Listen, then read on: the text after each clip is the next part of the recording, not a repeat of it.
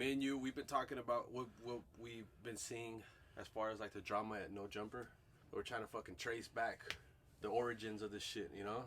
Where shit went left, where shit might have fucking like, it might have gone over our head. Honestly, fellas, shit's getting hectic now. Everything's getting crazy in No Jumper. So they split up basically. Right now, they officially got divorced. Basically. The crew at No Jumper, right now they went 50-50, bro. Adam got Destiny now. Destiny and hookers. And Sharp. And then everybody else went to Back on Fig. Community. Even DoKnow left. I didn't even think DoKnow was in the league, but DoKnow left too. Flacco stayed, right? Flacco stayed. Fuck that guy. Where did he stay on? Like, does he have his own show? Or I think he does. I think he might have like a live show he does every week. All right. I didn't think DoKnow was gonna leave. You know, I didn't even know he was part of No Jumper. I thought he would only would come once in a while as a guest or whatever. But I knew he was part of No Jumper. I didn't know. I saw him come out on those guys' on AD's podcast or whatever the fuck he calls it, or the Tuesday show. Yeah. So there was times where he'll come out on 3 episodes and then next one he'd miss, second one he'd miss. So I was like, hey, he's probably not a regular, but I guess he is. Yeah. I didn't even fucking know. Here's what we could tell you so far. I've been reading. I read a lot of this shit on Reddit. Mm-hmm. And some people were talking about AD was coming. Cause mind you, I don't watch a lot of their videos. Even back when they were together on No Jumper, some of them might like spark my interest and shit. I'd watch, but sometimes I just scroll past it. Like, bro, I'm not about to watch a 3-hour live stream, you know. But whatever. I'm a Sharp fan. I would watch some of his interviews. He's he's pretty good. Mm-hmm. But I did a lot of like research on Reddit and shit like that, right? People posting what they know, what they thought. And AD, I guess he was coming on the Tuesday show, and it was getting repetitive and boring with him. Like his input, like how much he'd fucking actually try and fucking input to the show. Well, let's not forget that info didn't just come from Reddit. They actually got into it in a phone conversation. Remember, Adam22 and AD on Community, and it came out of Adam's mouth where he says, "I feel like you were using the same 2 lame jokes." And I don't know about this. Oh, didn't? No. Oh, well, there's actually a video where we're talking on the phone where AD confronts him and he's like, your energy was just down. He goes, you would use the same lame-ass jokes over and over. And he's like, and the same thing you said, that energy levels were just down. Yeah. So that Adam thought it would be a better idea for him just to do that food show that I didn't even know existed. And I guess he got offended by that. Yeah. Someone on Reddit was saying that at one point, AD... literally was like, oh, I don't want to talk about this here. I'm gonna save it for my show, like Community. So I mean, I just put yourself, if you're Adam, right? You doing your best to like build this business. It got to the point where they bought a big building somewhere in LA to house all the talent, right? To house like the fucking studios and shit. Oh, so he has like multiple studios and just a big ass building. I guess he does. You know, they did a vlog like showing around and shit, and you see Sharp, you see all the people that make the No Jumper brand. This was like a few months back. So, imagine building this brand up and you got all this fucking amazing talent, right? And then I guess they're building their own thing. That's where exclusivity comes into the picture, right? He eventually ended up having a convo with Joe Budden. Oh, yeah. Joe Budden actually confronted him about it and told him, like, hey, you regret not having them exclusive. And it's like, in hindsight, yeah, he did. And it's like, what do you expect? He probably didn't think that his guys were going to be able to do something as big after. You know, because it does happen. When you're part of something big, just think of the Beatles. When you're part of something big, when the Beatles broke up, not all of them became rich and famous. Only fucking Paul McCartney and John Lennon. The other fools, George Harrison, I forgot the other guy's name. Ringo Starr. They were like nobodies. Yeah, they still got a fuck ton of money, but it's just like, yeah, their career just went down. So he probably didn't think it was going to happen. Yeah, and that's why, in hindsight, a lot of businessmen give that advice, like, oh, that's why you don't do business with family. It doesn't mean that you can't literally do business with family. It's just that because you're family, you need to make sure lines aren't blurred. Mm-hmm. That it's like, hey, we're cousins, but I'm 60% owner and you're 40. Or let's not forget, you're only my employee. Or we're brother and sister, but you do the marketing. You don't mess with what I got going to the operation. Mm-hmm. Shit like that, right? Contractually too. You can't fucking just be like, hey, fuck a contract. You know, we understand each other. That's where things fuck up between mixing family and business. Anyway, like I was saying, so imagine being fucking Adam and you fucking build this brand up, and you sacrificed. I know he probably sacrificed a fuck ton of like time and shit like that. Well, he's the one that took the biggest risk by putting most of the money up. Him and that dude Josh, no? Yeah. Him and this mysterious dude I've never seen his face. Josh. We only heard his voice like twice. He's probably a fucking ChatGPT bot. He's not real, but like Jarvis from Iron Man. Huh? Good morning, Adam. So you build this brand, and then your employees basically. Maybe you didn't want to call them that, but your employees go, we're gonna do our own shit, and then you go, well, damn, contractually I can't get in the way of that, right? Yeah. But then how do you feel when money's on the line? You're the one handling the fucking ins and outs of the business, as far as payroll, as far as everything, right? If the business fails, it's really just you and Josh. And then what happens when your people go, hey, I'm gonna show up, but this show I'm gonna half-ass it, or I'm not gonna input that much energy, and I'm gonna save what I really want to talk about for my own shit. How would that make you feel? And you're like, wait. Wait. I gotta interject here, though. Go ahead. The thing is, one thing I've always heard is, as a good boss always listens to what his employees have to say. According, it may be false, but according to AD and T-Rell, supposedly they would try to bring in new ideas into each podcast, each show. To be fair, I did hear that too. That's true. So that's so true. And that Adam would just shut it down. So That's eventually, you get to the point where you're like, dude, I get it. It's his business. I get it. It's his show, or he's the owner of this shit. But I also want to make this big too, because I'm a part of it. I'm a part of this company as an employee. If he thought that way, I'm an employee here, and I want to keep on growing with the company. And I think my ideas will help this company grow.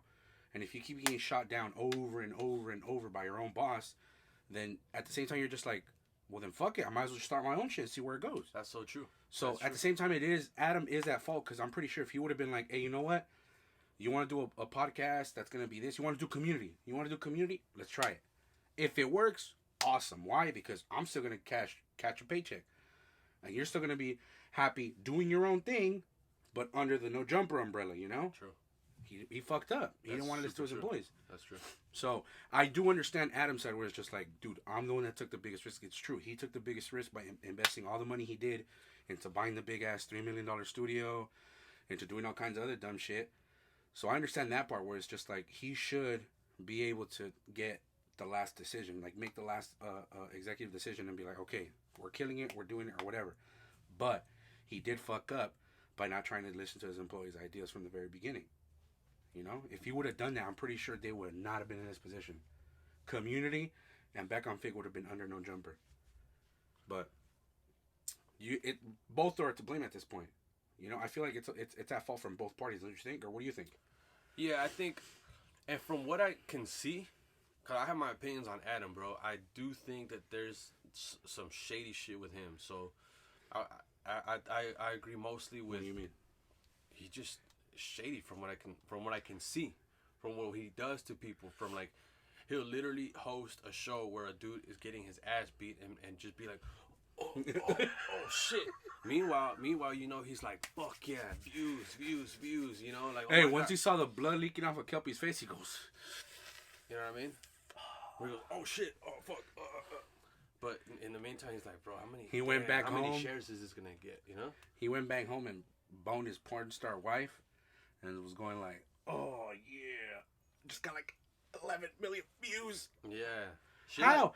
Kelpie got beat up. Shit like that, or the whole house phone thing where he fucking had that transgender person fucking like expose him, yeah. And then act half stupid like, oh, we didn't know you were gonna have a problem with it, you know. And it is true though. Now that you mention that though, it's true. What I don't know if it was T-Rell or if it was AD that mentioned it. When the drama came up on Adam, he didn't like it. Like when he was getting the hate for the way he treated he acted with Lush.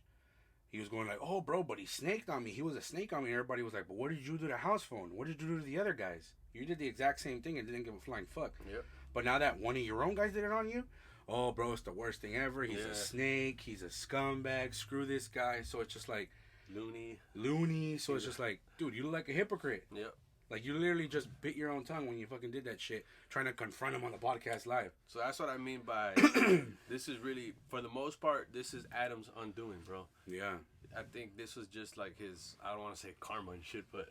It was his own unraveling. Like, he set himself up for this. Like, I feel like I think he wanted to go for the Keemstar formula. where you make content on nothing but drama, which people love. People love to fucking absorb all that drama shit, all that drama content. But unlike Keemstar, who looks for other people's drama, he said, "What if I make my own drama in-house? In-house. Fuck waiting for somebody to suck somebody else's. Fuck 1099 drama. Yeah, fuck 1099 W2 drama. I'm a W2 this bitch right now. As a matter of fact, you're transgender. Well, I got a homie that thinks he's bi. Do it. You know what I mean? Like, yeah. But when it happens to him, he didn't like it. Yeah. Like, there's this podcast, I guess, where I think Poetic Flacco was interviewing his wife. What's her name? Lena. Yeah. And then I guess she was talking about her wild fucking college experiences, how she's fucked around with BBCs, and literally this whose face is just like, and then wants to end it. He goes, "Oh well, let's just change the subject." Who, Adam? Yeah. Like, he didn't want to hear the fact that, hey, your wife got piped down by dudes that were bigger than you. Crazy. There's that video on Community where it's kind of weird though. To be fair to Adam, you're calling in and you're trying to talk to AD, but then that dude Pun is like instigating, and he's trying to like he's being be the guy. He's trying to be the Suge Knight of the situation, which is getting ridiculous already, dude. Like, you could tell at this point, Ace Boy Pun is trying to be AD's handler. Bro, I saw so many people in the comments of that shit where he pressed sharp. Literally, people were saying, like, bro, I subscribed literally a week ago. I'm unsubscribing. Like, bro, I'm unsubscribing because this shit is corny as fuck with what Pun did. For any that might not know what we're talking about, Sharp called Community, calls AD up. They're having a conversation, and Ace Boy Pun comes trying to be the handler again and trying to get into everybody's mix, trying to talk shit on Sharp for speaking facts, which is what he said. He got confronted by AD. AD asked him, like, hey, why didn't you leave with us? What did Sharp say? The most logical thing. I didn't come in with you. So why would I leave with you? Is he wrong in that? No, it's 100% true. And then he asked, if that happened to me, would you guys have left? And what did AD say? He said no. So then how is it, Yeah. He said the most realist thing and the most respectful way possible. Super fucking, like, level-headed, bro. He was just, and then when AD kind of kept trying to go at, like, bro, you kind of should have left. He was like, if that's the thing, we should have all left when it happened at House Phone, but we didn't. Nobody did. Everybody basically turned a blind eye, and they gave their opinion. Oh, we thought what happened at House Phone was a little dirty in Adam's part, but no one said that's some fucked up shit, and we ain't with that shit, and we're gone. Only when it happens to AD and them. Yeah, so it's just like, oh, Sharp, you should be in this shit too. Nah, fuck no, why? Like, props to Sharp for seeing things like from just a businessman perspective, not from then my boy's perspective. Yeah, and not just that. He didn't keep it like, oh, on some hood shit or hey, this on some real shit. No, he said, on a professional level, it does not make sense. Yep. For me, that came into that podcast world by myself and made something of myself with my own channel, well, not his own channel, but his own little show, Sharp Tank. And for me to be like, these guys are offended by the boss and left and want me to go in too? Like, nah. I'm out. Yeah. Like, nah. It's because it's true. Like, dude, boss didn't do anything to me. Why am I going to leave? Yeah. The boss screwed you over? Oh, yeah, he screwed me over bad. What'd you do? He hasn't screwed me over. True. Did you say that you saw a video where AD was saying that him and House Phone were the ones that used to recruit the talent for the interviews? For No Jumper? Yeah, I think it was House Phone that was getting interviewed. I forgot where the fuck it was. But House Phone brings it up. He goes, yeah, when we first started, when like they actually started getting interviews, that they were the ones that got, because I guess the topic came about because Adam was talking shit about how their guys, they're doing their live shows. I guess they go to live venues nowadays. That they got booked with the same person that used to book them on a jumper. So they're like, why wouldn't he book us in the same venues? Like, even though we don't work for No Jumper now, we were the ones that got plugged with that guy. Adam didn't plug us in with the guy that does the venues, that issues the venues to us or whatever. We went to get him. So why wouldn't we go back to the same guy that hooked us up before, Like, it wasn't Adam that introduced us. Like, no, we went and found him. So that, and then he goes, and that's when he said that. He goes, and the same thing happens with, when the podcast started, he goes, nobody really wanted to fuck with Adam because he was a white boy. Nobody really trusts white boys out here. So us and he goes, AD and House Phone vouched for him, and we're like, nah, like this was cool. And that's how he was able to get like SoundCloud rappers at first. So makes sense. So I understand why AD and House Phone were so hurt when they got done dirty because they probably viewed No Jumper as, bro, this is our thing, not Adam22's or Josh's partnership. They probably saw it like, hey, bro, we've been here since the very beginning. Yep. So we're probably partners in this shit too. But lo and behold, Adam pulled the rug right in from under him. And was just like, psych, bro, you thought we were partners. Yeah. Do you think No Jumper is getting less views now? Definitely. I've been noticing that back on Fig, DoKnow's show, and even Community is getting hundreds of thousands of views. And dude, you would think a podcast with Destiny would garner all kinds of views, and only in the tens of thousands, dude. I'm not saying it's something to be embarrassed about because, bro, we're barely getting fucking 700 views, but it's still something where it's just like, dude, you guys used to be like at the top, you know, world's coolest podcast in the world. Now it's just like for something that's the world's coolest podcast, it don't look like it through the views, you know. And now he's trying to add all kinds of new talent, you know, to make you just, pretend nobody was ever there that existed. So, who knows? I feel like it may not be the end of No Jumper, but it will never be the same, huh? I don't feel like it's the same right now. Like, I feel like right now, what they're doing is they're just pushing content to just stay relevant, you know? Like, I feel like the fact that right after they got announced that they left, the first podcast was, some person that always garners attention, always garners views. Destiny. He's a smart guy. He's well spoken. Sometimes when he gets in his arguments with people, it's fucking hilarious for some. True. And what happened? It didn't get that many views as he thought it would. And then not just that, his energy in the fucking show. I saw that podcast. His energy in the podcast was low. Minimum.